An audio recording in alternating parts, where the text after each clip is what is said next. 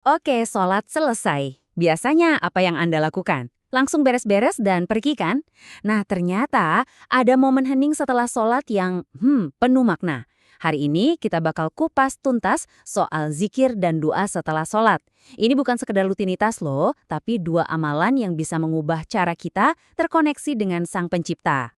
Jadi kita akan mulai dari apa sih yang seharusnya terjadi begitu sholat usai, lalu kita akan masuk ke inti pembahasan. Zikir yaitu tindakan mengingat Allah, dan doa alias curhatan pribadi kita.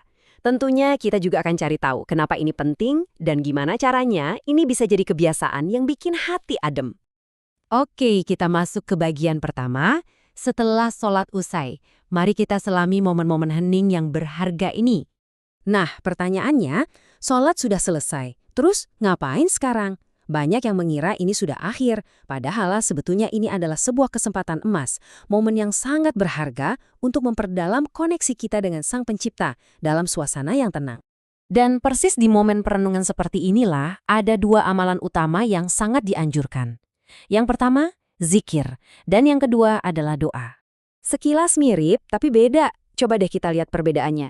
Zikir itu intinya mengingat Allah, sementara doa itu intinya meminta kepada Allah. Jadi, zikir itu seperti kita memuji dan mengingat kebesarannya dulu, baru setelah itu di momen doa, kita curhat dan mengajukan permohonan pribadi kita. Saling melengkapi kan? Sekarang, yuk kita bedah satu persatu, kita mulai dari zikir. Tindakan mengingat. Jadi zikir itu secara bahasanya artinya ya mengingat, gampang kan? Coba dipikirin. Di tengah hidup kita yang serba cepat dan kadang bikin pusing ini, zikir itu ibarat tombol pause. Kita berhenti sejenak, mengalihkan fokus dari dunia, dan kembali mengingat Allah. Menjaganya tetap di hati dan pikiran kita. Nah, zikir setelah sholat itu ada urutannya loh. Ada alurnya yang indah. Dimulai dari istighfar, yaitu kita minta ampun dulu, baru deh dilanjutkan dengan serangkaian pujian, tasbih, tahmid, takbir, dan ditutup dengan tahlil. Langkah pertamanya adalah membaca istighfar 3 kali. Kenapa ini duluan? Karena ini adalah wujud kerendahan hati kita. Kita sadar kita ini banyak salah, jadi sebelum memuji kebesarannya, kita minta maaf dulu. Sebuah pengakuan yang tulus. Oke, sekarang perhatikan angka ini. 33. Angka ini jadi kunci untuk bagian zikir selanjutnya. Mungkin Anda sudah familiar ya?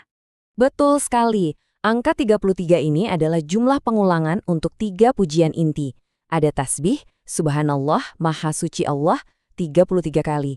Lalu tahmid, alhamdulillah, segala puji bagi Allah, 33 kali. Dan takbir, Allahu Akbar, Allah maha besar, juga 33 kali. Pengulangan ini bukan tanpa makna loh. Ini cara kita meresapi setiap pujian itu dalam-dalam. Coba bayangkan, seperti di ilustrasi ini. Saat kita melafalkan Subhanallah, Maha Suci Allah, itu bukan cuma ucapan di bibir. Itu momen perenungan yang dalam banget. Kalimat yang kelihatannya sederhana, tapi punya kekuatan luar biasa untuk menenangkan jiwa kita. Oke, hati kita sudah tenang nih setelah mengingat dan memuji Allah lewat zikir. Nah, sekarang saat yang tepat untuk masuk ke doa. Anggap saja ini sesi percakapan pribadi kita dengannya. Doa itu ya intinya meminta. Momen di mana kita bisa curhat langsung sama Allah. Kita bisa sampaikan semua harapan, semua kekhawatiran, bahkan rasa syukur kita. Semuanya. Secara pribadi dan langsung. Tapi tentu ada adabnya, ada etiketnya, biar doa kita lebih khusyuk dan menunjukkan kesungguhan. Pertama, usahakan menghadap kiblat. Kedua, gunakan suara yang lembut, gak perlu teriak-teriak. Dan yang terpenting, merendahkan diri. Merasa kecil di hadapannya, penuh dengan kekhusyuan. Pertanyaan berikutnya, kenapa sih ini semua penting? Apa hikmahnya? Kenapa beberapa menit yang kita sisihkan ini bisa jadi begitu berharga? Kalau kita rutin berzikir, hikmahnya itu luar biasa. Pertama, jelas kita jadi lebih dekat dengan Allah. Hati yang tadinya mungkin gelisah, jadi lebih tenang. Tentu ada pahala dan ampunan yang menanti. Dan yang gak kalah penting, ini bisa jadi rem buat kita melindungi dari sifat sombong. Sama halnya dengan doa. Dengan rajin berdoa, iman kita jadi makin kuat. Kita juga merasa lebih aman karena merasa dilindungi. Doa ini juga yang membuka pintu rahmat Allah dan ia membantu kita meraih apa yang kita cita-citakan. Baik itu hal besar atau sekedar doa sederhana seperti memohon ampunan untuk orang tua atau meminta ilmu yang bermanfaat. Ada sebuah ungkapan yang dalam banget nih. Orang yang beruntung adalah orang yang sering berzikir. Keberuntungan di sini bukan cuma soal nanti di akhirat loh, tapi juga soal menemukan ketenangan dan kedamaian di sini, di dunia ini. Nah, kita sampai di bagian akhir.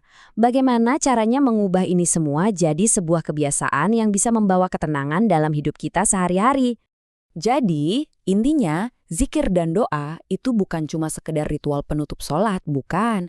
Ini adalah sebuah alat yang sangat kuat.